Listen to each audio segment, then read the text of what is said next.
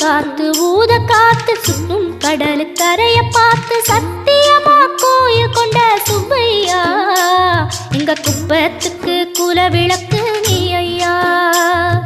திருச்செந்தூர் ஆண்டவனே வேல் முருகா தினம் உனக்கு நன்றி சொல்வோம் மால் மருகா.